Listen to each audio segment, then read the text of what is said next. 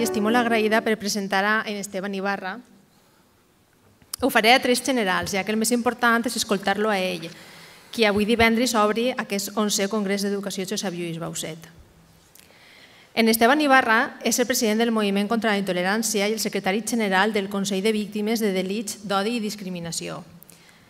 És, a més, un destacat defensor de la dignitat de les persones, dels drets humans, de la llibertat, de la igualtat, de la tolerància, de la justícia i la solidaritat cap a les persones vulnerables. Actualment, el moviment contra la intolerància que presideix en Esteban Ibarra participa i impulsa la plataforma ciutadana contra la islamofòbia, la plataforma contra la discriminació per edat, la red cívica contra l'antisemitisme i són membres del Pacte per la Convivència, de la xarxa europea contra els crims d'odi i d'organismes de solidaritat amb afrodescendents, gitanos, xarxes d'organitzacions de dones, LGTB,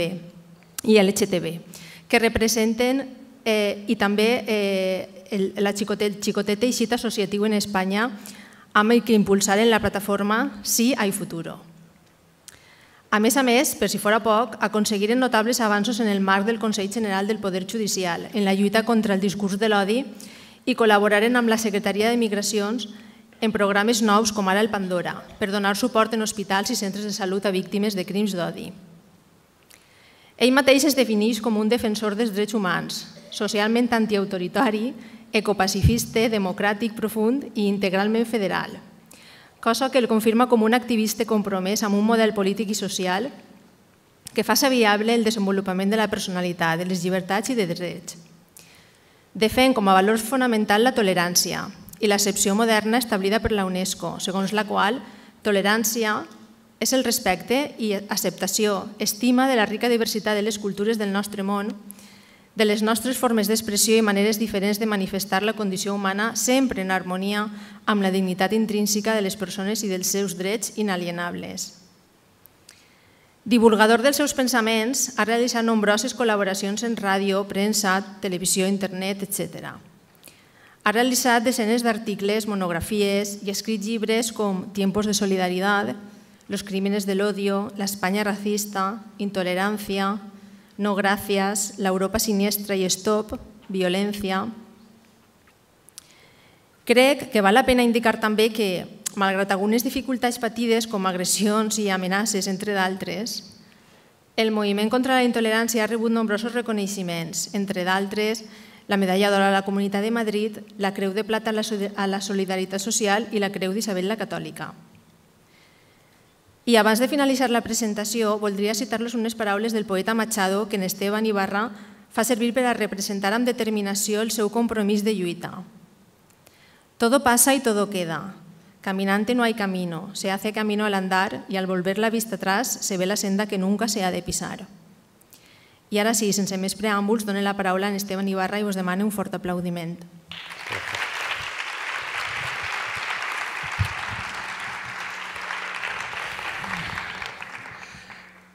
Muchas gracias Carmen, muchas gracias a todos vosotros y a todas vosotras. Encantado de esta invitación, concejala.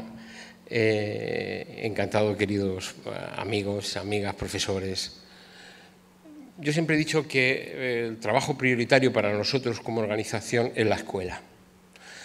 La verdad es que se nos conoce por otras cosas, se nos conoce por tragedias. A mí cuando me veis salir en la televisión es porque han matado a alguien, hay una situación extraordinaria de peligro. Esta mañana acababa de dar una rueda de prensa aquí en Valencia sobre el crecimiento del racismo y la xenofobia y la violencia ultra en el fútbol en la Comunidad Valenciana. Claro, vais a ver esa parte, pero lo que no vais a ver es nuestra verdadera vocación. Y nuestra verdadera vocación está muy vinculada a la escuela, desde el primer momento. Hay que remontarse hace 26 años. Yo soy un viejo militante, veterano militante, activista de los derechos humanos, como ha dicho Carmen, pacifista en los años 80. Me pilló de chico, con 15 años, el final de la dictadura franquista. Fui detenido y preso. Y, bueno, pues la vida me ha puesto con gente que me ha enseñado mucho, ¿no? Desde poetas que compartía habitación en prisión, como Armando López Salinas, a nuestra presidenta de honor, Violeta Freeman, que fue sobreviviente de Auschwitz, o mi compañero de tertulia, nos tiramos 10 años en la SER, Gregorio Pérez Barba, constitucionalista y una de las personas que más me insistía en el sentido de lo que hacemos. Porque yo lo hacíamos nuestros compañeros con buena voluntad, ¿no? Pero él, como filósofo del derecho, decía, tienes que interpretar bien lo que estáis haciendo. Bueno, la verdad es que la vida me ha dado mucha suerte, también me ha dado muchos disgustos, porque cuando te metes en este escenario, pues te aparecen gente que no te quiere, gente que quiere polarizar las convivencias, gente que quiere enfrentarnos, gente que quiere...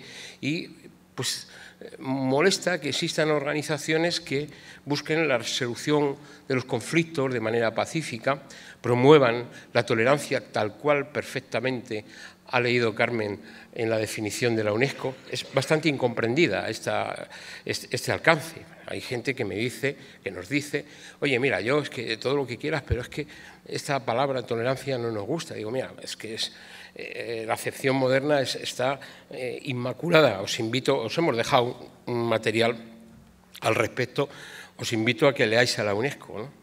Habla de 3 dimensiones: respetar, aceptar y apreciar la universidad. Recuerdo que en un debate que tenía aquí en Canal Nou, la antigua Canal Nou, con el delegado del Frente Nacional de Le Pen, que había aquí, que no creéis que había que irse a París, o sea, aquí, pues me llevaron a debatir. Ahora ya no debato, pero en aquella época me comía todo, ¿no? Y digo, bueno, pues venga, a debatir.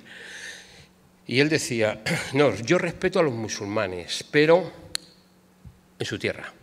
Dice, no, es que eso no se trata de eso, se trata de respetar, se trata de aceptar y se trata de apreciar, aunque yo no sea musulmán, aunque yo no sea católico, aunque yo no sea judío, aunque yo no sea bahá'í, aunque yo no sea de cualquier perspectiva religiosa. Es decir, el ser humano es así, es muy diverso, eso lo plantea la UNESCO y además nos invita.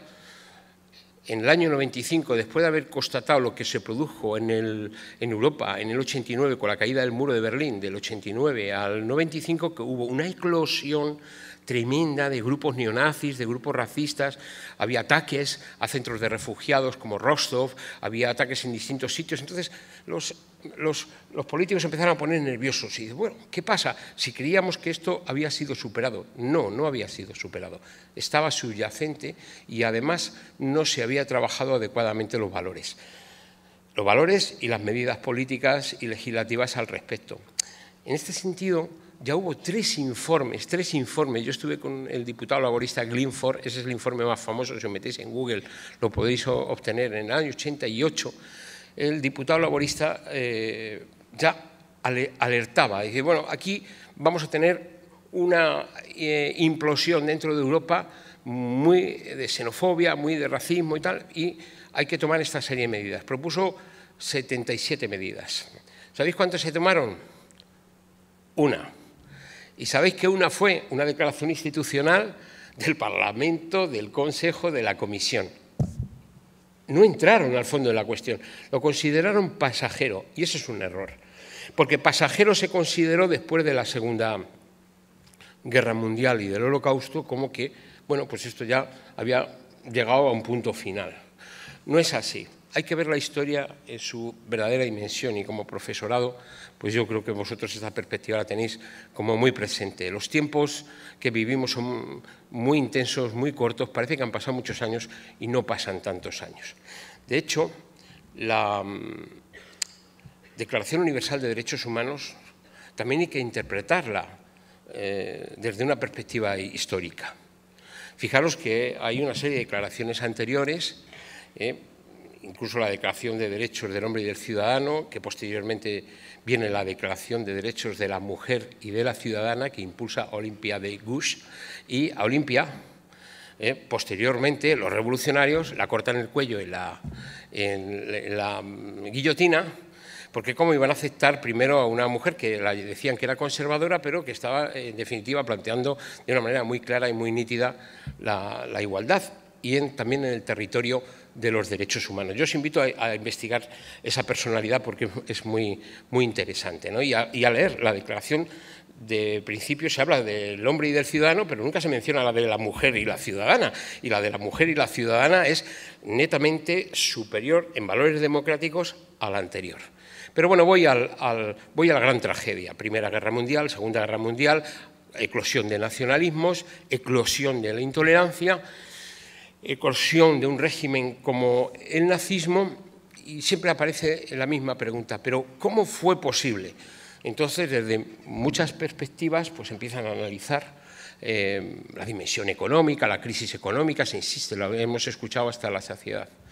Pero a lo mejor no se le presta atención a tres factores que tienen mucha raíz educativa.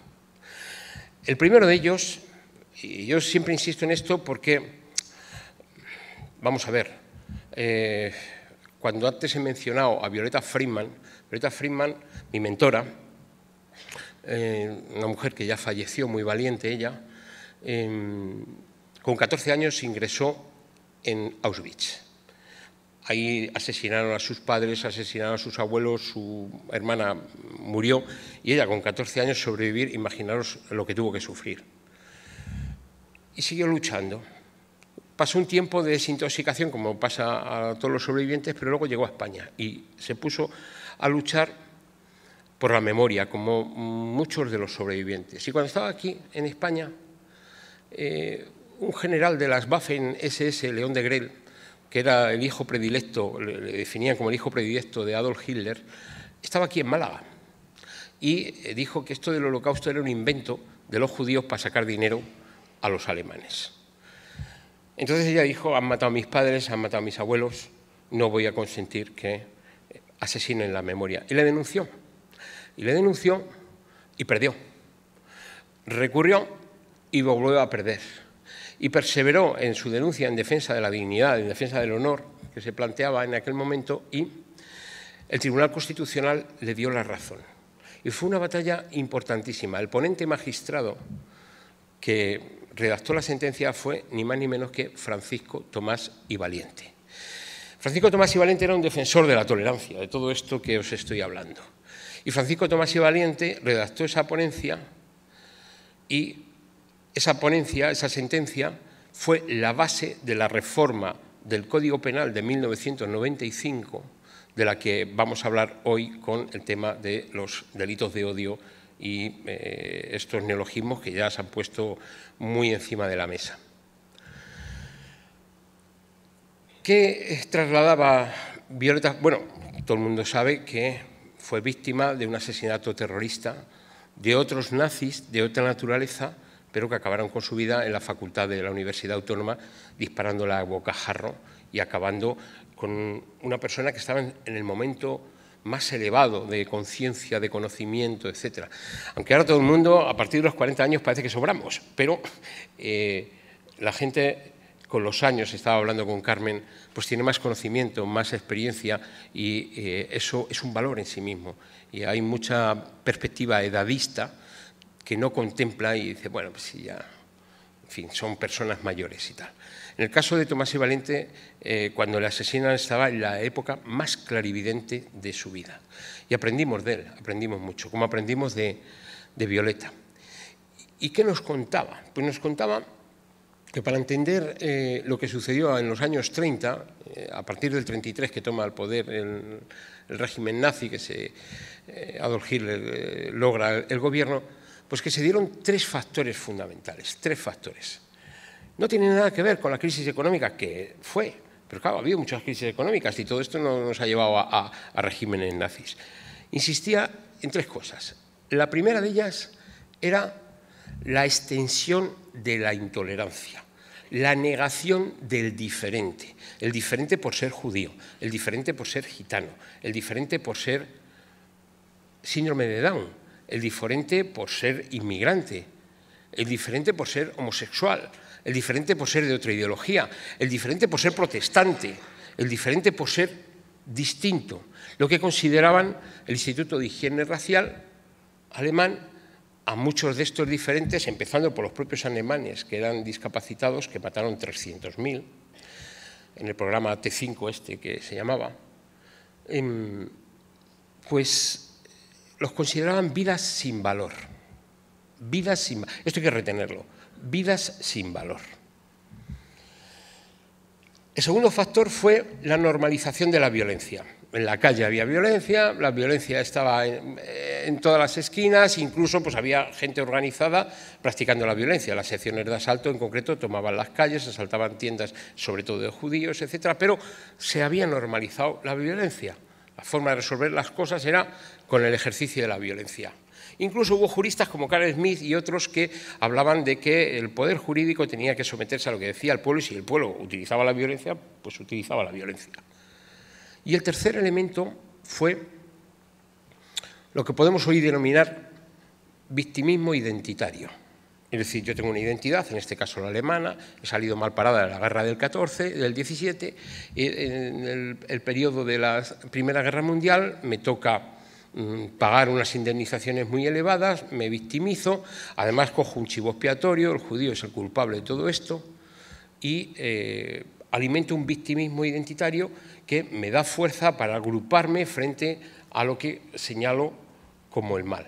Esos tres elementos que si hurgáis un poquito en esos entornos los veréis reproducir y se reproducen sistemáticamente en distintos momentos de la historia, esos tres elementos fueron el caldo de cultivo para que luego con una crisis y luego con un proyecto y luego con unas estrategias de propaganda goebbelianas y luego con un diseño con mucha inteligencia y con una pasividad y una indiferencia que se vio en el Acuerdo de Múnich y que se vio en muchos otros escenarios de los regímenes occidentales, democráticos y demás, pues posibilitaran el ascenso de un régimen que posibilitó no solo, hay que decirlo así, no solo el asesinato de 6 millones de judíos, sino que se llegó a hablar de 11 millones de personas, donde había que meter 1 millón de gitanos, había que meter prácticamente otro millón de homosexuales y así distintos colectivos que fueron siendo eliminados en el Holocausto y en las cámaras de gas y también en otros procedimientos como fusilamientos masivos y demás. ¿Cómo se contestó a todo esto después de 1945? Cuando hablamos de la Declaración Universal de Derechos Humanos, pues nos olvidamos de este contexto previo, y es que solo podemos llegar a entender la Declaración Universal de Derechos Humanos si se entiende lo que acabo de hablar. Frente a lo que consideraban estos vidas sin valor, y luego posteriormente el régimen soviético de Stalin, que también practicó las vidas sin valor con los exterminios masivos de campesinos y de otras personas que no aceptaban su régimen de quiebra de libertad. ¿Qué respondió la comunidad internacional? Respondió con la Declaración Universal de Derechos Humanos que, si a mí me dicen, cuando voy muchas veces a hablar a los chavales, me dicen, habla, que te gusta mucho esto de los derechos humanos y tal. Digo, mira, yo solo voy a explicar un artículo, tiene 30. Un artículo y como mucho otro más. El primero, todos los seres humanos nacemos libres e iguales en dignidad y derechos, y dotados como estamos de razón y de conciencia, debemos comportarnos fraternalmente los unos con los otros. Este es el frontispicio de la Declaración Universal de Derechos Humanos. La gente cuando lo leemos o cuando nos lo enseñan parece que es una María, que es algo que no tiene importancia. Y ahí está la respuesta, ahí está el sentido, la esencia de la Declaración Universal de Derechos Humanos y luego lo que todo deriva con posterioridad. Los pactos civiles, los pactos económicos, luego las cartas europeas, la Convención Europea de Derechos Humanos, etcétera, la Carta Interamericana, toda la derivada posterior. Pero ¿por qué hay que insistir en esto? Todos los seres humanos nacemos libres. Eso es muy importante porque es la afirmación de tu decisión. ¿Por encima de quién? De los estados, de las identidades, de las religiones. Es por primera vez la comunidad internacional acepta poner a la persona por encima de cualquier elemento identitario y de los estados. Es decir, lo cierra este argumento. Si tenéis curiosidad y miráis el artículo 30, pues veréis que dice ningún Estado ningún grupo, ninguna persona tiene capacidad para vulnerar, utilizando las libertades y derechos aquí proclamadas, vulnerar las libertades y los derechos de los demás. Lo digo porque ahora mismo hay mucho debate con los límites y los alcances de la libertad de expresión y cantidad de cosas. Digo, mire usted, ya entraremos luego en esto, pero yo tengo también mi espacio de libertad y, sobre todo, recuerde que tenemos la misma igual dignidad intrínseca. Es decir, a mí me trae al mundo mi madre y nada más llegar al mundo yo tengo valor. Lo que decía el Instituto de Higiene Racial alemán, que decía, estos son vidas sin valor, estos son subhumanos. Estos, como son subhumanos, a las cámaras de gas. Es decir, no. No, es que es síndrome de Down. No, es que es una discapacidad. Recordad lo que os he dicho, 300.000 alemanes asesinados porque habían nacido con un brazo mal, como tenían la idea de la superraza, los superario, el super yo. Pues había una serie de personas que pensaban, hicieron muchas barbaridades, pero no he venido a hablar del régimen nazi, que bien me gustaría, pero hicieron muchas barbaridades, sobre todo también con las mujeres, a las que las pusieron como máquinas paridoras de aquellos que las usufructuaban, como eran los agentes de las SS, para tener aritos, tenían que tener los pequeños aritos de futuro que luego desgraciaron a miles y miles y miles de alemanes. Bueno, esto es muy importante porque es ubicar la Declaración Universal de Derechos Humanos en una piedra angular que es lo que antes, cuando mencionaba a Pérez Barba, amigo y compañero Pérez Barba, él insistía mucho en el artículo 10 de la Constitución española. Y si veis el artículo 10 de la Constitución española, sitúa como epicentro de la Constitución, porque es el frontispicio del título de Libertades y Derechos Fundamentales, el frontispicio es la dignidad intrínseca de la persona. Y los derechos humanos, que además han de ser interpretados con arreglo a la Declaración Universal, a los pactos y a los tratados internacionales que tenga firmado nuestro país. Yo a veces me quedo asombrado cuando veo incluso al mundo de los derechos humanos no poner énfasis en el artículo 10 de la Constitución española, que es una joya y está muy influido, desde luego, por la Constitución alemana. Y es que la Constitución alemana lo primero que dice en el año 47, lo primero que dice, no sé si me equivoco en el año, lo primero que dice es el pueblo alemán se compromete a la defensa de la dignidad de la persona y manda un mensaje al mundo, más o menos lo dice así, de protección de la dignidad de la persona en todas sus manifestaciones. O sea, lo que quería decir, en esencia, era que, como venía de un régimen donde había personas que no valían, el mensaje era, aquí valen todas las personas, tienen valor, dignidad, de dignus, valioso, tienen valor. Y eso la Constitución española, cuando ya entramos en el periodo democrático, lo recoge, y lo recoge en ese artículo 10. Y antes lo encumbra y además lo influye a todas las constituciones democráticas, pues la propia Declaración Universal de Derechos Humanos. También la Declaración Universal de Derechos Humanos, en el artículo 26, habla de la educación. Y cuando habla de la educación, la plantea con un cometido. Y dice, la educación tendrá que plantearse la tolerancia, la paz, la armonía, pero insiste en esta idea que después la recogería la UNESCO en su declaración de principios. Tardaría mucho tiempo, aunque hay muchas declaraciones intermedias, pero luego en la declaración de principios la recogería en el año 95. De hecho, la Carta de Naciones Unidas habla de la tolerancia. Y cuando yo fui a la UNESCO, pues nada más entrar me encontré con un cartel que decía la tolerancia, el umbral para la paz.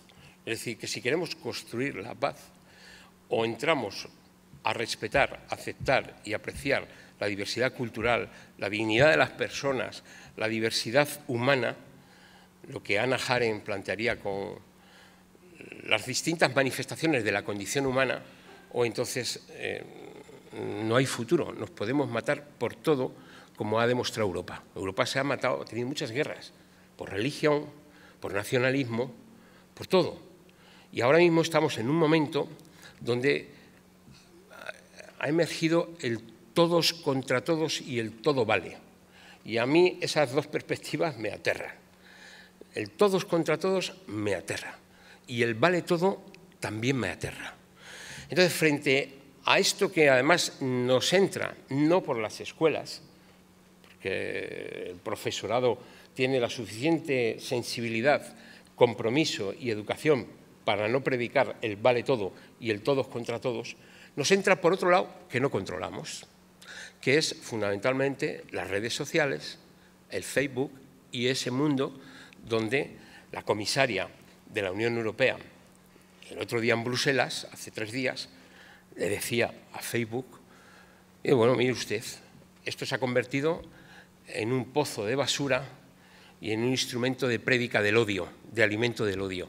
O lo solucionan o tomamos ya medidas. Claro, en Alemania ya han empezado a tomar medidas, han empezado a meter multas. Hablan de multas de hasta 500.000 euros, porque no vale todo. O sea, no es cortar la libertad de expresión, que es lo que falazmente dicen algunos, no. Es que la libertad de expresión no se puede convertir en libertad de agresión. Nosotros en nuestra campaña, si entráis en nuestra página, y hay más apuntes cívicos, ahí tenéis los enlaces, hay uno de ellos, el 6º, sobre el tema de la libertad de expresión, y planteamos que la libertad de expresión no puede ser la libertad de agresión o la impunidad de agresión. No vale todo, no vale insultar, no vale vejar, no vale humillar, no vale incitar al odio, no vale incitar a la violencia, no vale enaltecer el terrorismo, no vale todo eso, no vale. No vale. Entonces, eso no solo debe de ser rechazado éticamente, tal y como dice el artículo 30 de la Declaración Universal de Derechos Humanos, que lo dice muy claro, sino que se debe de utilizar normas para que se puedan incluso sancionar ese tipo de conductas. Pero a lo que voy, nos interesa a nosotros, sobre todo en nuestro trabajo, para que comprendáis lo que hacemos, atacar la matriz del problema. La matriz del problema es la que denominamos la intolerancia. Es una actitud. La intolerancia es todo lo contrario de la tolerancia. Niego a la otra persona, promuevo el irrespeto, promuevo el rechazo, promuevo el desprecio y construyo esa actitud. Y desde esa actitud me salen conductas. Puedo estigmatizar, puedo discriminar, puedo generar delitos o crímenes de odio. O sea, puedo comportarme de muy mala manera. Pero podemos adoptar medidas en el aula, fuera del aula, etcétera, con la gente mayor, para sancionar ese tipo de conductas o limitar ese tipo de conductas y tal, pero lo importante es cambiar el chip mental que construye esa actitud poliédrica de la intolerancia. ¿Por qué digo poliédrica? Porque la intolerancia tiene muchas caras. Si es con la bandera racial, pues nos aparece la intolerancia racial e incluso doctrinas, que es el racismo. Racismo e intolerancia racial no es lo mismo. Intolerancia racial es que yo interpreto que una persona tiene una raza, que es un concepto falso. Los biólogos, los genetistas, todo esto ya desde los años 50 dijeron que ese es un concepto científicamente superado, la UNESCO lo desestimó, pero se sigue utilizando en el argot de la calle, incluso los políticos lo siguen utilizando. El racismo es una construcción, como todos los ismos, cada vez que veis un ismo, pues es una construcción ideológica. Entonces dice, bueno, pues el mundo está dividido en razas. A mí de pequeño en la escuela, como a muchos de vosotros, los que sean de mi quinta, pues lo recordaréis, pues decían raza blanca, amarilla, negra, cobriza, y bueno, chuminadas de estas, ¿no? Entonces, dividían el mundo y los racistas decían que había una raza que era la superior, que era la de ellos, ¿no? Pero hay más intolerancias. La xenófoba, que es la más, en estos momentos, más presente. Hay mucha xenofobia contra la inmigración, contra la persona que viene de fuera, se alimentan muchos prejuicios porque te dicen que te van a quitar el puesto de trabajo, etcétera, y porque además dicen que hay conflicto cultural y demás. Pero además de la intolerancia xenófoba está la intolerancia homófoba por su orientación sexual, si una persona es gay o si es lesbiana, o por incluso su identidad de género, si son transexuales, si no lo son, bueno, ahora se utiliza el término LGTBIQ, lesbianas, gays, transexuales, bisexuales, queer, bueno, y los que vengan. Pero también está la porofobia, la fobia, el rechazo, la intolerancia hacia el pobre. Y también está la intolerancia lingüística, y también la intolerancia ideológica, y también, claro, el otro día me dijeron, estoy trabajando en la asesoría de una ley de igualdad de trato, y me dijeron que describiera todo lo que nosotros vemos, claro, y me puse a describir y me salían 23. Así, para abrir boca, y les planteé, pero tenemos que ir a una perspectiva de números apertus. ¿Por qué? Pues porque se puede confluir en prácticas, conductas de intolerancia por muchos otros factores. Y me decían, ¿cómo? ¿Más factores de los 23 que has puesto? Digo, sí. Y entonces les sacaba la otra dimensión de nuestro trabajo. Yo trabajo en la atención a las víctimas y he atendido a 2.000 víctimas, muchas de ellas asesinadas. O sea que hacemos trabajo de prevención en la escuela, pero el siguiente paso es atender a las víctimas. Y claro, cuando yo digo que una persona de 50 años fue asesinada porque fue seleccionada, porque se consideró una vida sin valor por ser gordo, se descolocan. Y así sucedió en Canillejas, Madrid, hace ya unos años. Un grupo de neonazis estaba jugando al rol y dijo, bueno, pues aquí había que en el juego del rol seleccionar a una persona gorda que era una vida sin valor. Claro, es una cosa esporádica. Bueno, es una cosa esporádica, pero si a lo mejor bajamos del nivel de comportamiento y nos vamos a un colegio, pues veremos cómo se selecciona muchas veces y se hace bullying a chicos y chicas por el hecho de ser gordos. Es que no es lo mismo. Bueno, no es lo mismo, estamos en otra edad y estamos en otro escenario, pero el desprecio, el rechazo por esa manifestación de la condición humana se produce. También digo, bueno, me ha tocado atender a familias y nos hemos personado como acusación popular. Ahora, la próxima semana, hay un juicio en Barcelona que fue producto de una denuncia de unos grupos musicales neonazis que predicaban el odio, pues en Málaga y en Barcelona, y empieza la semana que viene. Pero hemos denunciado otro tipo de agresiones por el hecho de ser punky, llevar una cresta. Pues ha habido muertos. Es que ha habido muertos. Diréis, ¿solo los nazis? No, no, no. Todos los fanáticos construyen chivos expiatorios y negaciones identitarias. Construyen odio identitario. Por ejemplo, en Zaragoza pues hubo una ultraizquierda que mató a una persona por llevar la bandera española aquí.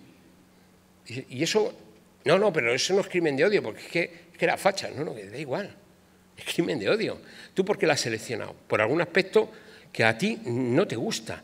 Yo puedo no tener sus ideas, pero lo que estamos hablando aquí es de conductas y de matriz que sostienen ese tipo de conductas. De ahí que la importancia que tiene la escuela para combatir algo que va mucho más allá de la conducta, que es ese comportamiento inicial, esa actitud, esa predisposición a obrar negativamente.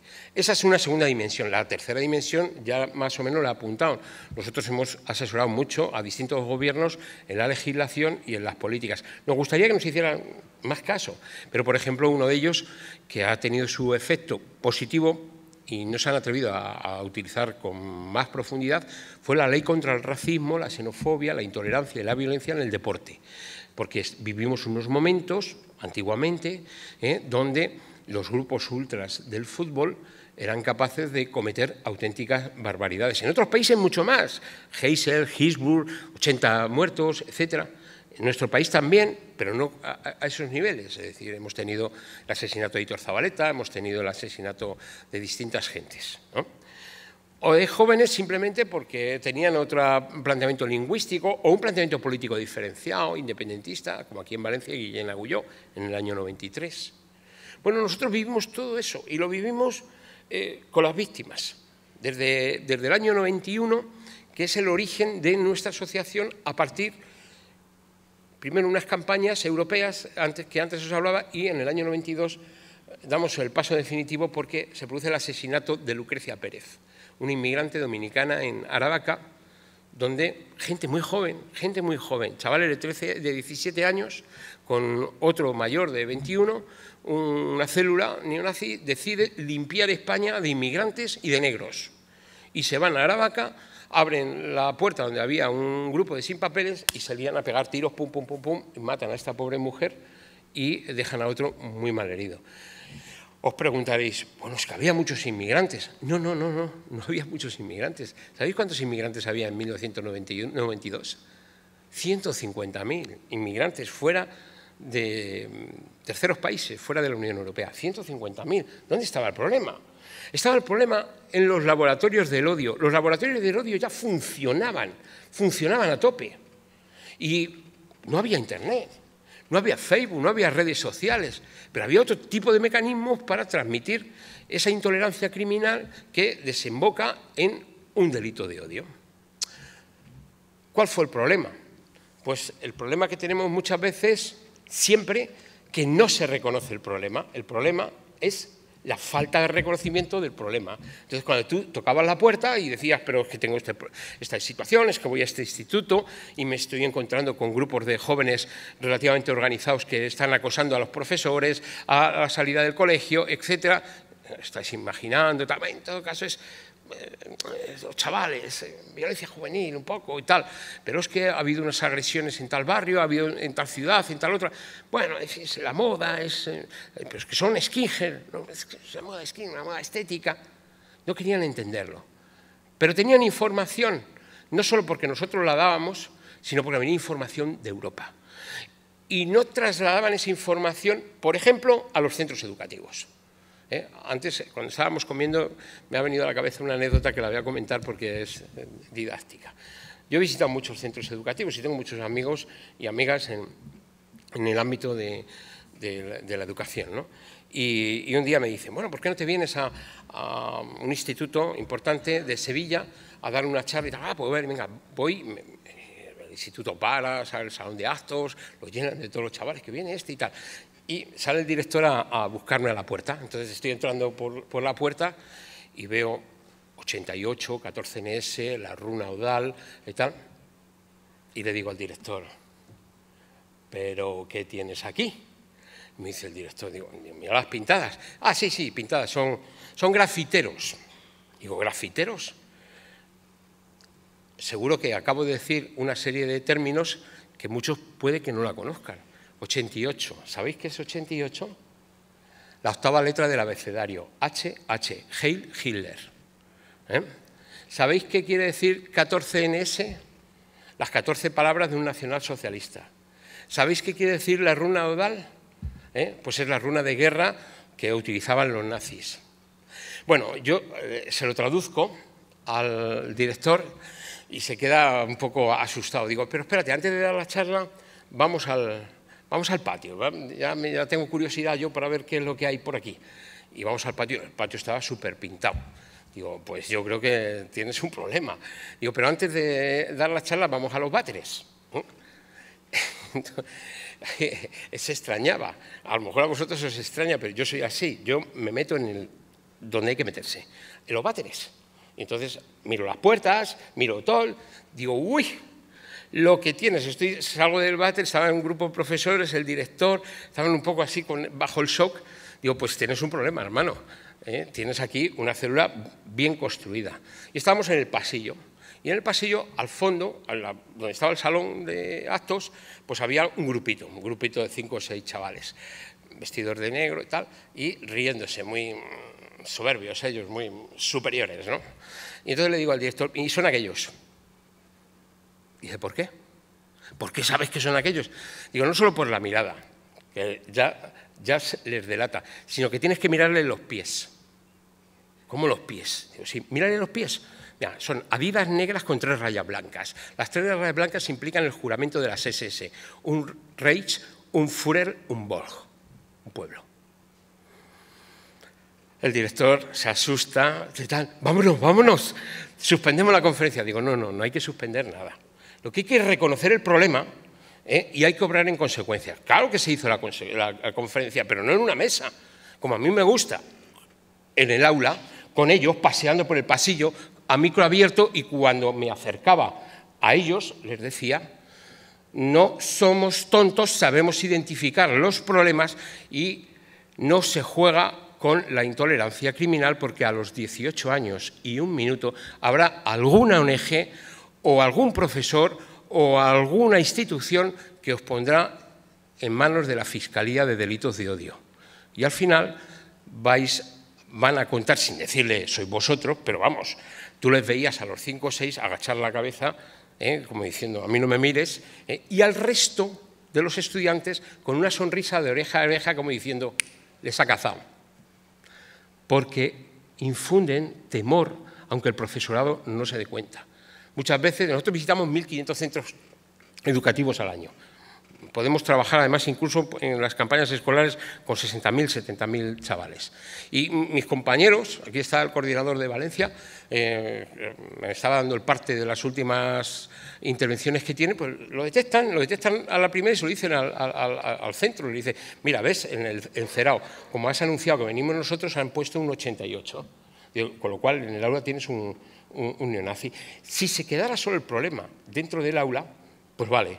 Pero el problema es que además tienen cobertura fuera, con más mayores, y eso ya es otro problema.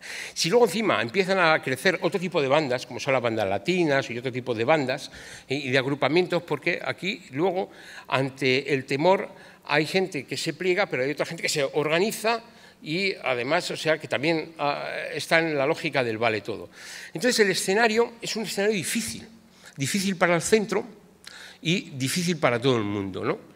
Y eso a mí me lleva a recordar, en los 90, a este filósofo, escritor, a Eckenberger, a Magnus Eckenberger. Eckenberger venía a plantear lo siguiente: cuando la guerra de Bosnia, que la recordaréis, venía a plantear, en ese momento había una eclosión neonazi muy fuerte atacando centros de refugiados y demás, pero la violencia se trasladó a las calles y se trasladaba al metro y se trasladaba a cualquier centro. Entonces él decía: cualquier vagón de metro, cualquier autobús, cualquier esquina de barrio se puede transformar en una Bosnia en miniatura. En una Bosnia en miniatura. Y daba la alarma, como la dio con anterioridad el diputado laborista Glinford. ¿Y qué hacer? La pregunta al final es lo de siempre: ¿qué hacer? Pues podemos hacer, en primer lugar, reconocer el problema, denominarlo. Yo entiendo que en aquel momento, a principios de los 90, cuando nacimos con el asesinato de Lucrecia, pues a los políticos de aquella época decíamos: es que hay violencia skinny, neonazi, violencia racista y tal. No, si aquí no hay racismo. Bueno, hay racismo como en todos los sitios. No digo que el régimen sea racista, eso también hay que oponerse. Cuando de repente hay alguien que tiene excesos verbales y dice esto, todo es racismo. No, mire usted, no, todo no es racismo. Puede haber conductas de personas, hay maestros o hay...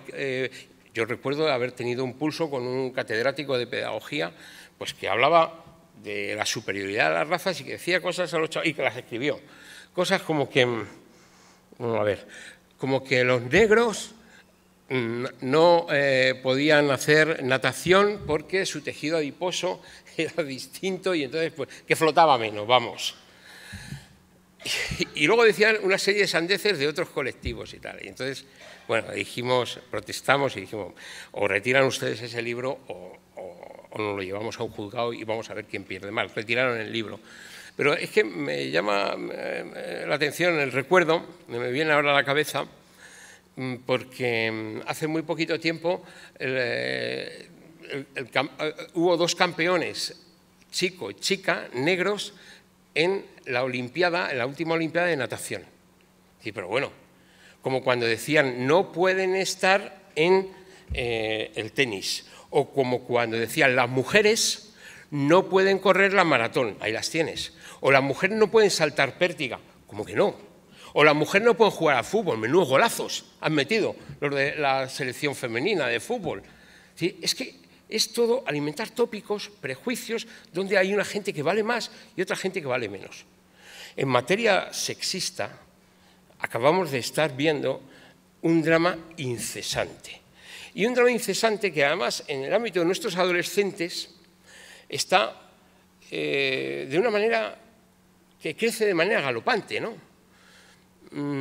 Te encuentras con un retroceso donde el chaval, muy macho, él pues le controla los móviles, le controla los mensajes, le controla con quién está, le pide a la chica pues una sumisión y una obediencia y una fidelidad pasmosa, y a veces no nos damos cuenta de que eso se está produciendo en nuestras narices, en las mismas aulas, en las mismas escuelas, en las mismas puertas. El otro día me encontré a una chavala llorando porque el otro le había metido en mi barrio, yo soy de Lavapiés, y en la puerta de mi instituto donde yo estudié, y le dije, mira, si la vuelves a rozar, ¿sabes? Como si hubiera aquí una barra de cristal, si la vuelves a rozar, porque la otra salió en su defensa además, tela. Digo, cojo ahora mismo, llamo a la policía y te llevan detenido. Ni respires a su lado. Y entonces dijo, bueno, aunque fuera por edad, son chulitos, pues se asustó un poco. Y la otra se asustó. No, es una cosa entre nosotros, es una cosa entre nosotros. ¿Cómo que es una cosa entre nosotros? No te puedes dejar que te meta 2 bofetones. No puedes hacer eso. No puedes hacer que te controle el móvil. No puedes hacer cantidad de cosas. Bueno, el sexismo está volviendo con una fuerza tremenda. Pero luego es que en grados superiores nos llegan al asesinato. Nos llega el asesinato de los hijos, porque los hijos, si tú matas a los hijos, como decía el sinvergüenza canalla criminal decía, pues te voy a hacer el máximo daño, voy a matar a tus hijos, porque saben que es el máximo daño que se la puede hacer. Bueno, estas son manifestaciones no solo organizadas de intolerancia, sino las no organizadas. Y hay una intolerancia sexista, una intolerancia misógena. El otro día, cuando el canalla que acabó con la vida de la golfista de Estados Unidos, ¿qué es lo que decía? Pero a mí me irritó mucho también, aparte del drama de la joven deportista y estudiante de 22 años, Celia, a mí me abrumó mucho la diagnosis de la Fiscalía, ¿no? La Fiscalía decía, ha sido un asesinato al azar. ¿Cómo que ha sido un asesinato al azar? ¿Cómo que al azar? Es decir, que la ha elegido a ella, como todos los crímenes de odio. Que usted diga, ha sido un crimen de odio sexista, misógeno, porque ese tío era un misógeno, porque ese tío lo que estaba planteando es que hoy quiero violar y matar a una mujer. ¿Eso qué es? Misoginia pura. Entonces, esto hay que llevarlo a la escuela, es decir, esto no vale. ¿Cómo va a valer? Y además os estamos esperando a todo aquel que traspase estos límites, sea de esta manera o sea de la otra. La educación tiene que poner esos límites, pero luego la ley tiene que sancionar. Hay gente que dice, oye, es que vosotros con la tolerancia, pero luego hacéis un discurso autoritario. Me sonrió cuando has dicho antiautoritario. Yo soy antiautoritario, siempre he estado por la lucha por la libertad y por eso me han detenido. Es decir, que no me escuece, no me duelen prendas de ser un defensor de la libertad y de los derechos humanos. Ahora bien, esto no es libertad. Cuando hay alguien que dice hay que matar a tal, o lo divulga por internet, o lo canta, no, eso no es libertad. Eso es discurso de odio. Y diréis, bueno, pero entonces, ¿qué es discurso de odio? Pues muy fácil. Los neologismos, que eso es otro debate que tenemos con los jueces y con los fiscales y con los abogados. El alcance de conceptos que ahora mismo se han puesto encima de la mesa, como es el discurso de odio, el delito de odio, es muy sencillo, sí es muy sencillo. Es más, nuestra organización ha estado en la producción de esos conceptos, a mediados de los 90. El término discurso de odio se aprueba en el Consejo de Europa en 1997. Y lo tenéis aquí. ¿Qué dice el término discurso de odio? El discurso de odio abarca todas las formas de expresión que propaguen, inciten, promuevan o justifiquen el odio racial, la xenofobia, el antisemitismo u otras formas de odio basadas en la intolerancia. ¿Esto es una definición sin más? No, si lo asume el Tribunal Europeo de Derechos Humanos. Por cierto, un Tribunal Europeo de Derechos Humanos cuyo primer presidente fue René Cassin, judío, resistente antinazi y además redactor, que nadie lo sabe, de la Declaración Universal de Derechos Humanos, en compañía de Eleanor Roosevelt y en compañía de un montón de Malik y otros de distintos países, incluso gente de la tradición budista. Bueno, veamos las cosas con perspectiva histórica, veamos esto, porque son términos que van apareciendo. La pregunta es, ¿y el delito de odio? Pues el delito de odio igual, cualquier infracción penal, cuando tú seleccionas a una persona no por lo que hace, sino por lo que es. Es que yo soy gitano, ya está. Es que yo soy, y me preguntaréis, ¿y si soy profesor? También. Ah, pero eso no lo dicen otros. Nosotros sí, porque nosotros estamos en una clave universalista para todas las personas, por ser profesor, por ser periodista. Había una campaña de bases autónomas de la organización neonazi en los 90 que era, si ves a un periodista, métele una paliza, que él ya sabe por qué. ¿Por qué? Por ser periodista. A lo mejor no ha escrito nada, pero es igual. Y a compañeros y amigos míos, fotógrafos que iban al fútbol, venían con la cara destrozada y con las máquinas reventadas. Y es que no sé, han venido una turba y nos ha hecho esto. Porque no solo es una cuestión de prejuicios. Claro que hay que trabajar los prejuicios, pero hay cuestiones de adoctrinamiento, de ideologización. Veamos otro ejemplo. Los canallas que matan en las Ramblas de Barcelona el verano pasado, en Barcelona y en Cambrils, a 14 personas. ¿Qué gritaban cuando iban con la furgoneta? ¿Qué decían? Hay que acabar con el infiel. Para ellos todo lo que veían ahí eran infiel, eran judíos y eran cristianos. Entonces, ¿ese tenía prejuicios? No, ese era un fanático. Ese era un fanático. Muchas veces nos dicen, bueno, ¿cómo ha sido capaz de hacer esto? No, es que es un loco. A mí eso me pone de los nervios. No, es un fanático. Diga usted la palabra adecuada. Es un fanático. Es un psicópata, lo sabemos. Que son sociópatas, lo sabemos. Pero sobre todo es un fanático. Es un fanático extremista. Y eso hay que impedir que progrese. Y puede haber fanatismos extremistas de muchos tipos. Y muchas veces los crímenes de odio los llevan a la práctica fanáticos extremistas. Y a veces el crimen de odio está reconocido en un país y en otro no. Y mi pregunta es, ¿y dejará de ser crimen de odio si en un país no y en otros sí? Veamos un caso. Si yo veo que aquí en el centro de Valencia, desde cualquier edificio alto, llega un grupo homófobo y coge a un homosexual, lo tira y lo mata, todo el mundo diría, es un crimen de odio homófobo. Y así lo define la OSCE. La OSCE va y dice, sí, toda infracción penal, por ejemplo, matar a una persona, incluidas las infracciones contra personas y propiedades, cuando la víctima, el lugar, el objeto de la infracción son seleccionados a causa de su conexión, relación, afiliación, apoyo, pertenencia real o supuesta a un grupo, que puede ser basado en la raza, el origen nacional, en el color de la piel, la edad, la discapacidad, la orientación sexual, etc. Eso es lo que dice la OSCE. Entonces, claro, uno piensa, bueno, es una infracción penal. Luego está en el marco del Estado de Derecho. Y yo lo que digo a la doctrina jurídica, digo, y entonces, si ese homosexual que tiran en la ciudad de Valencia, y que es un crimen de odio homófobo, todo el mundo lo reconocería, lo tiran en Teherán desde un campanario, y ahí no hay infracción penal, porque lo apoyan, como lo apoyan en 71 países. Entonces, ¿en qué clave estamos? Entonces hay que ir más allá del ordenamiento. Y por eso es muy importante la Declaración Universal de Derechos Humanos. Es decir, es tan crimen en Madrid como en Teherán, porque has acabado con la vida de una persona por lo que es, por su orientación sexual, por su color de piel, tal. ¿Qué pasa? Que es que no hay genocidios recientes como el de los Hutus y los Tutsis, y eran negros. Solo los blancos cometen genocidios. ¿Qué acaba con esa visión? ¿Es que no hay racismo en sentido contrario? Pues claro que hay racismo en sentido contrario, pero es que hay racismo también con las dimensiones diferentes de los colores de la piel. Eso sucede en Haití, sucede en República Dominicana, porque unos son más negros y otros son menos negros. Hay una jerarquización colorista, porque uno es cuarterón, porque una parte de su familia pues, es blanca y tal.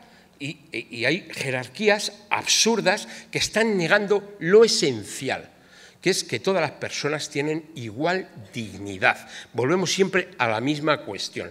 Me da lo mismo tu color de piel, tu orientación sexual, me da lo mismo. Lo que importa es que tú eres una persona que tiene el mismo valor que yo y que el otro, es la dignidad intrínseca, que no es la dignidad para sí. Hay que distinguir entre dignidad en sí y dignidad para sí. La dignidad en sí es la que habla la Declaración de Derechos Humanos en su artículo 1, y la dignidad para sí es la dignidad que reclamamos todos porque queremos una escuela en dignidad, queremos una vivienda con dignidad, queremos un trabajo con dignidad. Esa es la dignidad para sí. Pero la dignidad que tiene toda persona nada más que nace es la dignidad en sí. Esto implica un trabajo educativo muy intenso. Para poder entender qué es el discurso de odio, qué es el delito de odio, qué sentido tienen la educación de derechos humanos, la importancia que tiene, como dice la UNESCO, la educación para la tolerancia y, sobre todo, algo en lo que me gusta insistir mucho. Y con esto sí acabo. En el compromiso. Es muy importante. El ser humano podemos ser lo mejor y lo peor. Esto que acabo de describir es un ser humano muy malo. Pero hay seres humanos que son muy buenos, que han sido capaces de dar la vida por los demás, que son un ejemplo, como la referencia que estáis haciendo aquí en este congreso, que son un ejemplo de benignidad. Y tenemos una lucha entre el bien y el mal, continuamente. Incluso los paleontólogos y la gente que investiga dice, hombre, pues si hubo genocidios ya en la Sima de Atapuerca, aparecieron un montón de cráneos con agujeros, o sea que somos muy malos, hemos hecho genocidios toda la vida, crímenes de odio los hemos hecho toda la vida, no los de ahora, aunque ahora le hemos puesto el nombre. La palabra genocidio se puso en el 47. ¿Qué nos habían hecho genocidios? Sí, pero no teníamos el término, no teníamos identificado, y lo veíamos natural, lo veíamos normal. Pero, frente a la teoría del darwinismo social de que gane el más fuerte, aparece el otro principio, que es el del apoyo mutuo, que ya Kropotkin y muchos otros plantearon, el principio de la solidaridad. Y están en lucha. Y si no hubiera ido ganando, que no quiere decir que ganemos siempre, si no hubiera ido ganando esos valores de solidaridad, de apoyo mutuo, de pertenencia a la humanidad, pues no habríamos llegado hasta aquí, nos habíamos quedado en la Sima de Atapuerca. Y hemos llegado hasta aquí. Pero hemos hecho muchas barbaridades y hay que educar, y aquí está el papel de la educación en todos los valores, en valores cívicos, en una ética cívica universal, en una ética compartida, con independencia de la moral cristiana, de la moral musulmana, de las distintas morales. Hay que tener una ética cívica compartida, una ética universal. Y este es el valor del compromiso. Y finalizo con unas palabras de Primo Levi, otro sobreviviente de Auschwitz. Primo Levi, en esta perspectiva del compromiso, miraba a la gente y decía, ¿quién sino tú? ¿Cuándo sino ahora? ¿Y dónde sino aquí? No hay que esperar ni un minuto. Así que estáis todos invitados a este compromiso. Muchas gracias.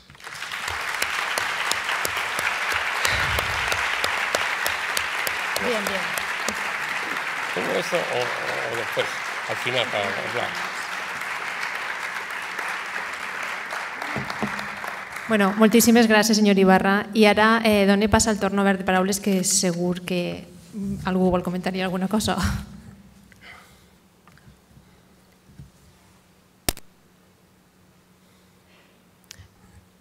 No tenim algun micro? Ja va.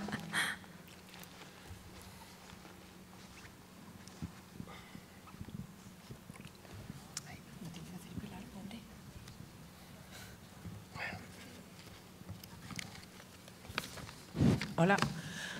Hola, mira, en un momento de la conferencia has comentado de una persona que había escrito un libro de fomento del odio, que se le había dicho que se evitara de publicarlo, y yo lo que quería saber es si desde vuestra plataforma se podría denunciar al editor que ha publicado ese libro. Porque claro, una persona cuando edita un libro y lo publica, lo tiene que leer antes. Mirad, yo os invito cuando sucedía esto no teníamos una legislación muy clara. Teníamos el Código Penal que os he comentado, la reforma de 1995, donde ya se introdujo por primera vez, no existía el término discurso de odio, pero ya en el 510 del Código Penal hablaba de la provocación al odio, la discriminación, la hostilidad y la violencia por distintos motivos. Y no, en fin, judicialmente esa era una raya ambigua, por eso también nosotros, digamos, advertimos, pero sabíamos que teníamos poco recorrido. Hemos tardado 20 años en que se nos reconozca un concepto que ahora quieren, en una contrarreforma, quieren echar para atrás, que es la incitación indirecta. Lo voy a poner con otro ejemplo, no con el libro. Imaginaros un campo de fútbol donde aparece una pancarta que pone Lucrecia jódete. Aquí han puesto Guillén jódete. Lucrecia jódete, rememorando el asesinato de esta inmigrante. También en Madrid han aparecido este tipo de cosas. Esto antes no estaba penado. Llegabas y decían, mire, usted está haciendo esta pintada, le está haciendo esta pintada aquí, está haciendo esta... u otras, como al inmigrante paliza constante. Y decías, esto no estaba recogido. Ahora ya sí, ahora eso ya es un delito del 510. ¿Por qué? Porque es lo que se denomina incitación indirecta. ¿Hemos tardado? Sí, pero no ha sido solo por la presión que haya podido realizar las organizaciones sociales. Es porque ha venido una decisión marco de derecho penal contra el racismo, la xenofobia y la intolerancia en general, donde mandata a todos los gobiernos europeos de introducir la incitación en estos términos. Y no todos lo han hecho. En España sí se hizo. En el 2015 se hizo la modificación y se incorporó la incitación indirecta. Y ahora, pues yo estoy viendo ya artículos de juristas y firmas masivas y tal, que en base a la libertad de expresión, que esto es un debate que vamos a tener, en base a la libertad de expresión, limitar la incitación indirecta. Yo creo que eso sería un retroceso que nos llevaría al principio de los años 90 y no debemos hacerlo. Y ese libro, hoy en día, sí sería responsable el autor y el editor, o sea, los dos, porque es incitación indirecta. Y además os invito, aquí tenéis, otro de los avances que se han dado en esta materia ha sido la creación de las fiscalías de delitos de odio. Hay 52 fiscalías de delitos de odio, una en cada provincia. Y a su vez hay un fiscal en el Tribunal de Delitos de Odio en el Tribunal Supremo, un fiscal delegado para instruir a las distintas fiscalías. Yo lo que os invito es que cuando veáis casos de incitación al delito de odio o de discurso de odio, hacéis un escrito y lo ponéis y lo mandáis a la Fiscalía de Delitos de Odio para que ellos actúen a partir de esa denuncia o para que se den por enterados para que intervengan de oficio. Pero esto no está permitido, es lo que hay que decir. Y además vamos a hacer toda la fuerza posible para que frente a esas alegrías de vale todo, este tipo de cosas no valgan. Por eso hemos logrado que estén en el 510 del Código Penal. Y el siguiente reto es que hay otro tipo de cosas menos graves, pero que tienen que estar sancionadas como sucede con la ley contra el racismo y la violencia en el deporte. Cuando hacen barbaridades, sacan pancartas que son impresentables y tal, hay sanciones administrativas. Pues necesitamos una legislación en materia administrativa y civil para sancionar, sin meter en la cárcel, pero para sancionar este tipo de mensajes que son dañinos para quien los recibe, para el colectivo y para la sociedad en general. Porque a la sociedad el mensaje que se le da es que va a haber enfrentamiento identitario. Es decir, tú, inmigrante, no puedes estar aquí y te vamos a echar a puñetazos. Y el mensaje que se le da a la sociedad es vamos a estar partidos. Él no está y nosotros lo vamos a garantizar con la violencia. Bueno, todo eso hay que cortarlo. Y hay que cortarlo con la educación, pero cuando es como lo del principio de autoridad. Es decir, mire usted, pues llega un momento que tú a tu hijo le dices 20, oye, que eso está mal, que está mal, y está mal, pues castigado. Ya está.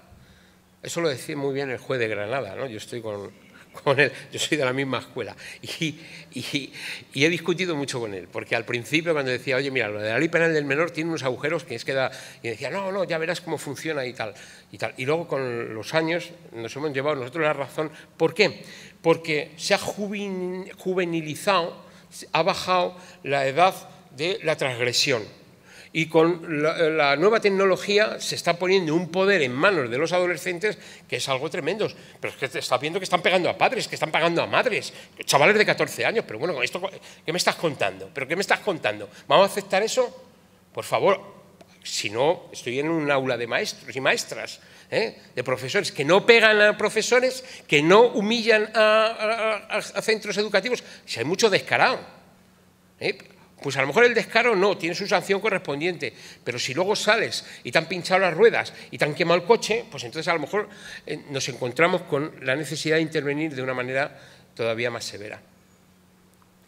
Es decir, suficiente autoridad para garantizar la libertad y los derechos de todos. No autoridad autoritaria, sino autoridad democrática.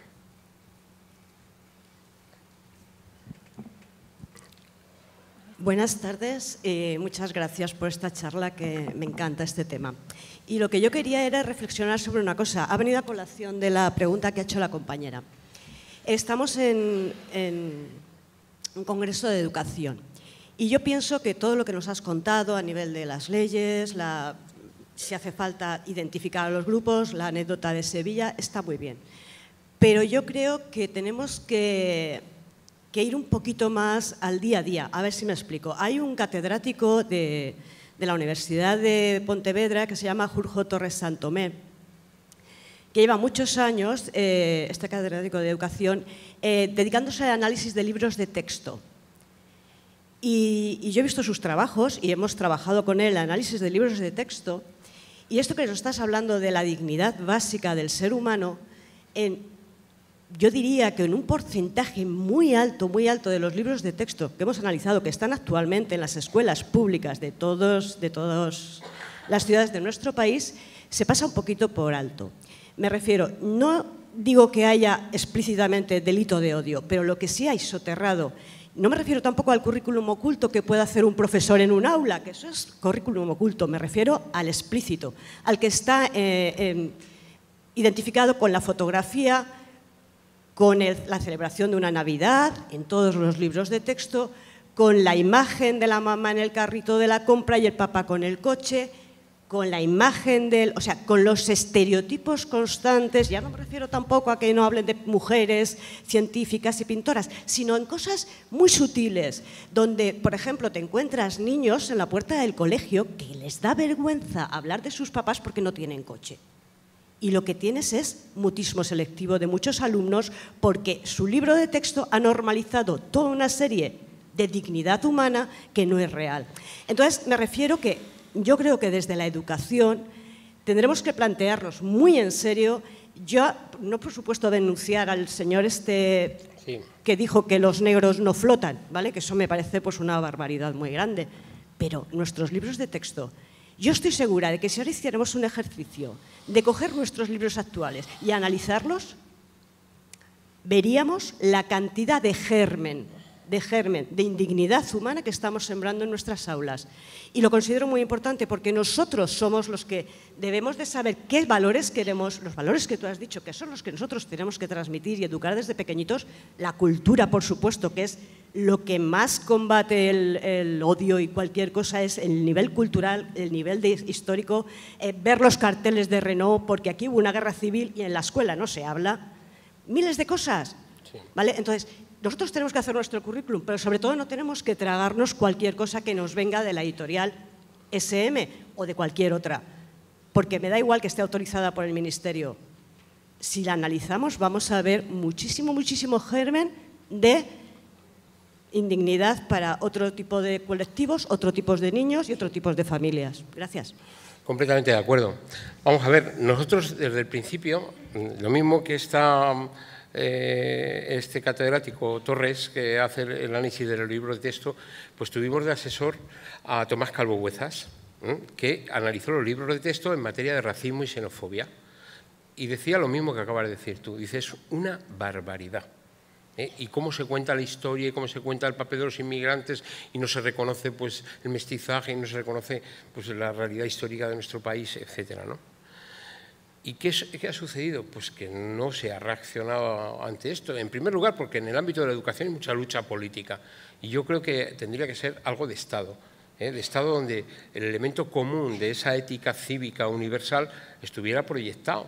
Y, desde luego, en materia de la comunicación soterrada, de esas imágenes, de esa negación de la diversidad familiar, de esa…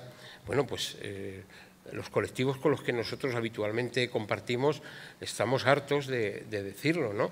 El no reconocimiento de la familia monoparental, el no reconocimiento de la pareja de gays, de lesbianas, la diversidad familiar, eso es un hecho, ¿no? Y hoy todavía tengo que deciros que tenemos una incluso gran dificultad para hablar de esto en los centros. Visitamos muchos centros. Y hay veces que nos dicen, mira, está bien que habléis de racismo y xenofobia, está bien que habléis de intolerancia y que habléis de violencia, pero, por ejemplo, del tema de la homofobia es que no queremos ni que lo toquéis. Y dices, pero bueno, no, es que no, o sea, es que si lo tocáis no entráis. Y entonces, bueno, luego ya no buscamos la vida, porque somos de los que no buscamos la vida, ¿entiendes? Para hablar de ese tema, lo mismo que has dicho tú. El caso es que en la educación, claro que hay asignaturas pendientes y hay que hacer ver que esto es como una amapola donde hay muchas morales. Yo entiendo todas las morales, no las comparto y además que para tener proximidad, yo he hecho el Ramadán, yo no soy musulmán, pero yo he hecho el Ramadán o he compartido el Sabbat y con mis amigos y amigas judíos. Soy agnóstico, muy agnóstico, pero… en la medida en que tú respetas la libertad religiosa, pero además dices que no se debe de extralimitar, pero tú compartes y además proteges el derecho de libertad religiosa, tienes la oportunidad de fortalecer, indagando, los elementos comunes que tienen todas las religiones en esa universalidad ética que también la tienen. Por ejemplo, la palabra paz, que es Islam. No, es que no es así. Bueno, sí es así. Bueno, no es así, mayoritariamente es así. Pues a trabajar por la paz, a ver qué dicen los hadices y qué dicen las distintas dimensiones del Corán. Hay que sacar todo eso y hay que sacarlo y llevarlo al aula. Y a lo mejor hay que llevarlo al aula también con elementos divertidos, ¿no? Luego os enseñaré pues, cómo trabajamos con adolescentes con la música, ¿no? Pero con aspectos culinarios, ¿no? Cuando a mí me decían estos xenófobos, islamófobos, las musulmanas o los musulmanes a su tierra. Yo digo, yo tengo muchas amigas musulmanas que además son valencianas y que hacen una paella valenciana. ¿Cuál es su tierra? Se ha nacido aquí. Podemos entender que hay musulmanes y musulmanas nacidos aquí, españoles. Podemos entender que hay católicos, que hay judíos españoles. Ahora con los sefardíes que han venido, pues el mundo judío estaba encerrado en el armario. Entonces, ¿cómo puedes aprender a respetar la diversidad? Hablando de la diversidad. Si no lo hablas, si eso no se refleja en el currículum, ¿qué papel tiene la memoria? Por utilizar toda tu intervención, que me ha gustado mucho, es decir, para sacar ideas. Elie Wiesel, Premio Nobel de la Paz, superviviente de Auschwitz, resistente antinazi. ¿Qué decía de la memoria?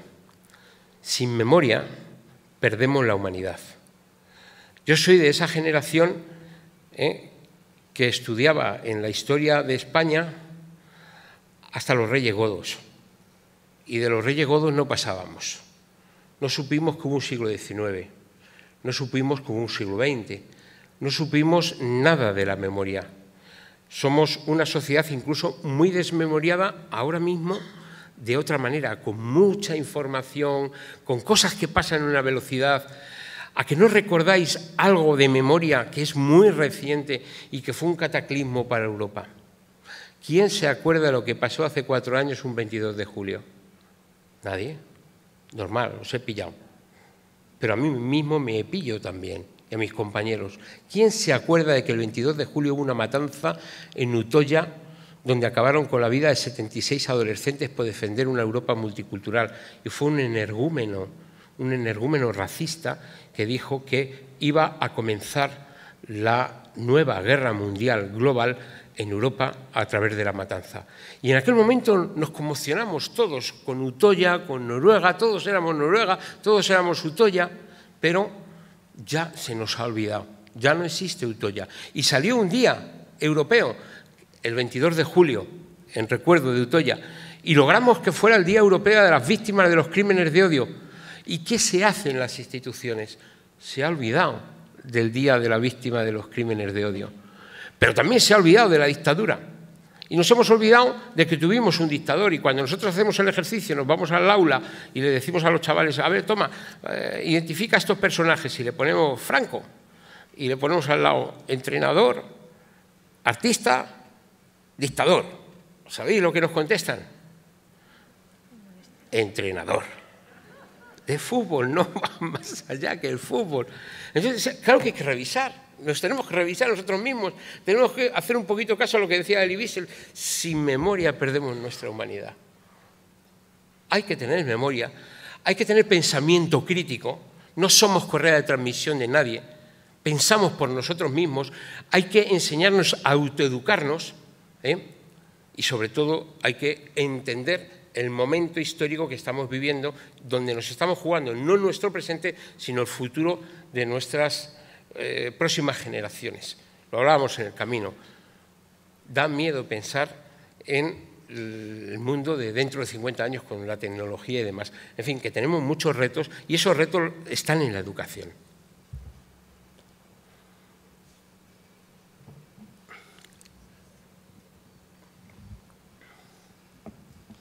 Hola, Esteban. Primero que todo, muchas gracias por esta ponencia tan profunda y tan clara. Cuando estabas hablando de libertad de expresión, la primera pregunta que me estaba haciendo para mí era: ¿quién marca o qué marca? ¿Quién y qué marca los límites entre la libertad de expresión y la libertad de agresión, como tú decías? Quizá no sería yo el más adecuado para comentar el tema de la naturaleza humana, porque quizá los antropólogos sabrían mucho más que yo, pero cuando he leído, por ejemplo, a Erich Fromm, cuando había dos partes de la condición humana, tanto lobo como cordero, por no decir que hay muchas más, pues me queda un poco ahí la cosa pensando dónde está el problema, ya no el problema de libertad de expresión, la de agresión y todo esto, sino en la condición humana, la naturaleza humana, ¿no? De acuerdo completamente contigo en el tema de los fanatismos, pero claro, es que al fútbol no tiene que ir nadie, y van todos, ahí van todos. Es un negocio, evidentemente, pero eso ya traspasa el tema de las emociones y el Estado, el gobierno, pues lo acepta, porque tenían que estar la mayoría cerrados, digo yo, pero no van, siguen yendo. Veo muchas cosas, como muchos ejemplos que tú has puesto, y yo creo que el tema y evidentemente, como siempre acabamos diciendo, la educación es la base, sí, de acuerdo, muy bien, la educación es la base, sí. Pero yo que también soy de una edad ya bastante avanzada también, cuando era más joven, yo cuando veía una cosa que estaba mal, los más mayores en este caso de mi pueblo, eran capaces de decirle a este joven lo mal que lo estaba haciendo. Y nunca eran regañados. Y los padres que le escuchaban incluso le daban la razón. Eso pruébalo ahora. No solamente ahí, sino también en el colegio o en el instituto. O sea, para mí hay una falta sobra individualismo y falta mucho civismo. La gente actúa por ella misma, muy egoístamente. O sea, cuando le pasa algo a otra cosa, eso no va, diría, eso no va conmigo. Están sus padres ahí para decírselo, pero no va conmigo. Pero ¿cómo que no? Cuando hay una cosa que se hace mal, hay que decirlo. Y si yo veo a una persona que no me parece que está haciendo, lo voy a decir, por muy mal que le sepan a los padres que me regañen. Pero eso, creo que de tanto miedo que nos han metido, pues no lo decimos y actuamos de manera muy individual. Entonces, por eso, esa pregunta que te decía al principio, ¿dónde o qué o quién marca también, que me gustaría que me la contestara, la libertad de expresión y la libertad de agresión? Y por terminar, lo del pensamiento crítico. Hombre, pensamiento crítico, y nos quitan la filosofía de las aulas, nos quitan la filosofía como asignatura. Ahora van a ponerlo otra vez. Pensamiento crítico y cuidadoso, nos quitan todas las asignaturas artísticas como la música, que no tenemos casi nada de... Yo como músico, soy músico, no tenemos casi nada de música tampoco en la escuela. Son asignaturas artísticas. Y por finalizar, me gustaría ¿qué opinión te merecen hoy en día los jueces de hoy en día, cómo están actuando. Gracias. Que me quieres mal, ¿eh? Bueno, vamos a ver, yo interpreto el sentimiento y lo comparto, y lo que subyace, ¿no? En materia de la educación colectiva que se producía en nuestros entornos cotidianos, es esto que tan traído es la educación de la tribu. Pues a mí mi vecina me metía unos... porque yo era muy revolera en la calle y decía tacos. Y desde la ventana me decía, se lo hace tu madre y tal. Y me montaba unos y me tenía asustadísimo. Y luego se lo decía a mi madre. Y luego mi madre con la zapatilla me zumbaba. Sí, pero a lo que voy, anécdota más o menos, es que había un compromiso colectivo con mi abuelo, que tenía un kiosco de pipas. Era una autoridad para los chavales. Porque vendía las pipas, los caramelos y tal, tenía el kiosco. Y cuando había conflicto entre los chavales, entre nosotros, íbamos todos a ver al señor Gervasio, que era el que ponía paz, era el juez de paz. Vendía caramelos y pipas. Y todo eso se ha perdido por ese individualismo, por esa ausencia también de reflexión, de lectura, es que no hay tiempo, si vamos como locos, si todo es 180 caracteres, pero ¿qué se puede aprender en 180? Podemos estar informados, pero no formados. ¿Qué se puede aprender en 180 caracteres? Es que había que deconstruir muchas cosas, como decía la comisaria de Bruselas, en el ámbito de las redes sociales y demás. Nos están haciendo mucho daño. A nosotros como... nos vienen muchos padres y muchas madres que cuentan cosas muy terribles, incluso de crías de 15 años metidas en redes de prostitución o eróticas y tal, a través de hacer Skype y hacer tal en su propia casa, sin que los padres se den cuenta. Bueno, cantidad de cosas. Ahí no cabe la educación para la tribu. ¿Dónde está la educación de la tribu? ¿Dónde está la educación de los más mayores y tal? Es más, si te metes, aparece el miedo porque aparece la amenaza. Detrás del miedo es que hay una amenaza. ¿Y tú para qué te metes? Y se encaran. O cuando se lo dices a un adolescente y le dices, ¿pero cómo puedes consentir esto? Y te contestan, como nos contestan. No es mi problema, tío. ¿Cómo que no es mi problema, tío? Están machacando a tu compañera. ¿Cómo que mira? Ah, no, ella se la ha ganado. Así. Todo eso hay que deconstruirlo. Y dices, ¿en qué escenarios? Pues en todos. Es decir, hay que lograr que las familias se impliquen y no que las familias sean un elemento multiplicador de ese tipo de conductas, porque lo primero que es, tú a mi hijo no le dices nada, tú profesor no te pases porque yo voy a hacer voy a blindar a mi hijo. Yo he tenido otra dimensión, soy entrenador nacional superior de baloncesto y he dirigido un equipo de primera división, eso la gente generalmente no lo sabe porque no lo cuento, pero yo hago escuela deportiva y he estado con chavales y con chavalas, con decenas y decenas. El problema que tenía yo no eran los chavales, el problema que tenía yo eran los padres.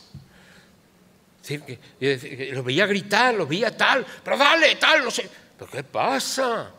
¿Esto qué es? Y yo le decía, vamos a ver, o usted se corta o sienta a su hijo en el banquillo, elija. Digo, pero a mí no me calienta el partido, porque esto es un juego, Y tenemos mucha agresividad y mucha violencia por abajo, y las expresiones son terribles. Y detrás de la expresión viene la agresión. Recuerdo a Jesús Tomillero, el árbitro gay, que le insultan, lo mínimo que le dice es mariconazo, pero después le pegan.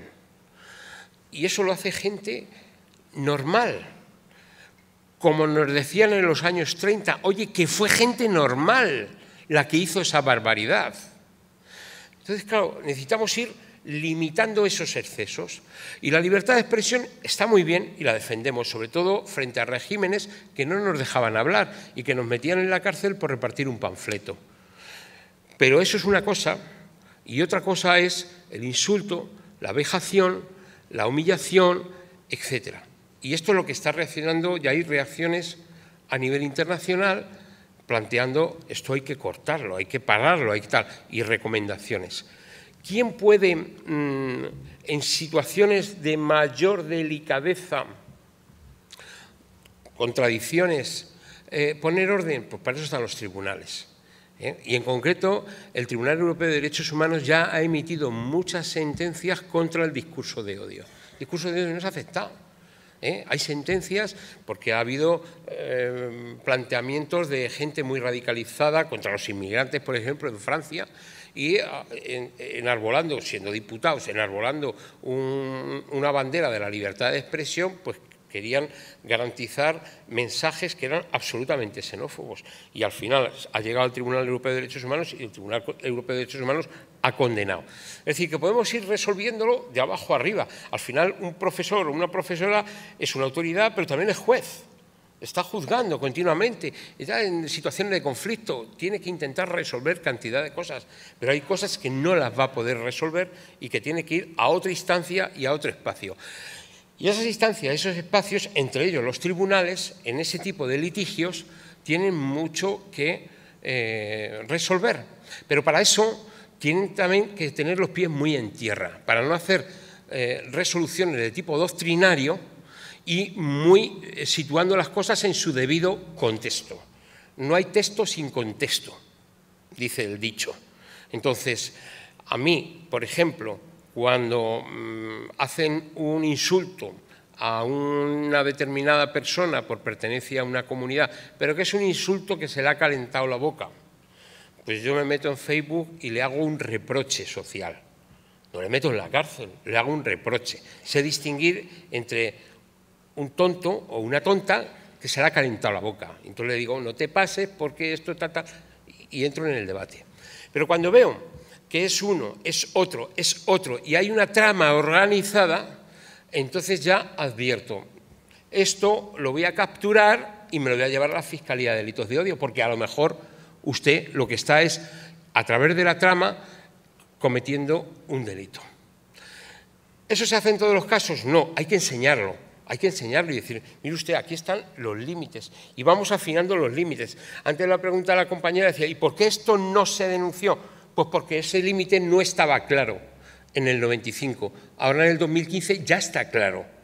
Y yo espero que poco a poco, cuando, por ejemplo, la comisaria de Bruselas le ha puesto los límites a Facebook y a Twitter, pues se dice, bueno, esto ya pasa de castaño oscuro. Y hemos tenido reuniones con Facebook y Twitter. Yo he estado reunido con los jefes en España y ellos dicen, no, vamos a poner esta pestañita para que la gente diga que... Y les decimos lo siguiente, dicen, mira, vamos a ver. Vosotros y vuestro algoritmo, que todo lo resuelven con el algoritmo, si hay una mujer desnuda y es una foto, una imagen erótica, rápidamente, ¡zas! No hace falta ni que lo denunciemos. Pero si hay una imagen con unos negros colgados de una soga, nos pasamos el día dándole a denuncia, denuncia, denuncia y la foto y la imagen siguen ahí. Entonces, la siguiente, yo soy víctima, yo soy víctima. Tengo 7 procedimientos como víctima, ya he ganado 2, me esperan todavía unos 5. El problema que nos encontramos es que cuando vamos a denunciar, estas redes y estos mensajes muchas veces están en Estados Unidos. Los servidores están en Estados Unidos. Entonces, ¿qué dice Estados Unidos? Y ese es el conflicto que tenemos entre Europa y Estados Unidos. Tenemos muchos, porque tenemos para aburrir. Pero con Estados Unidos, en materia de libertad de expresión, le tenemos y muy serio. Mientras que nosotros decimos que la libertad de expresión tiene límites, en Estados Unidos, en su primera enmienda, dicen que la libertad de expresión es ilimitada. Pueden decir lo que quieran. Como la segunda, pueden comprar armas hasta en una droguería, y así les va. Que entran en un colegio y hacen una masacre. Pero bueno, no, que haya armas. Muy bien, toma armas. Oye, que haya libertad de expresión. Cuando a mí me llevan a debatir en la embajada con los senadores, que a lo mejor son senadores negros, yo les veo de un corporativo tremendo. Y les digo, oye, mira, nos estáis haciendo un daño tremendo porque cuando vamos a denunciar, y en mi caso, me encuentro con que el que ha metido el mensaje, que a lo mejor es un mensaje cruel, criminal, lo de mata a Esteban Ibarra, cosas así, ¿no? Que digo tal. Libertad de expresión. ¿Pero cómo que libertad de expresión? Y me dice el juez, no he podido identificar porque cuando hemos mandado el mensaje al juzgado correspondiente, allí lo han desechado porque en su Constitución está la primera enmienda que les permite decir esas barbaridades y más. Así que tenemos un problema muy serio. ¿Qué es lo que dice Europa? Pues muy bien. Como no vamos a poderlo resolver en el origen, en Estados Unidos, pues lo vamos a resolver en destino.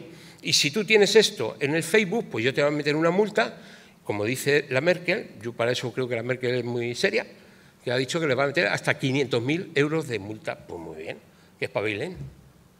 Ya está. Bé, jo crec que podríem estar tota la vesprà, però tenim que finalitzar.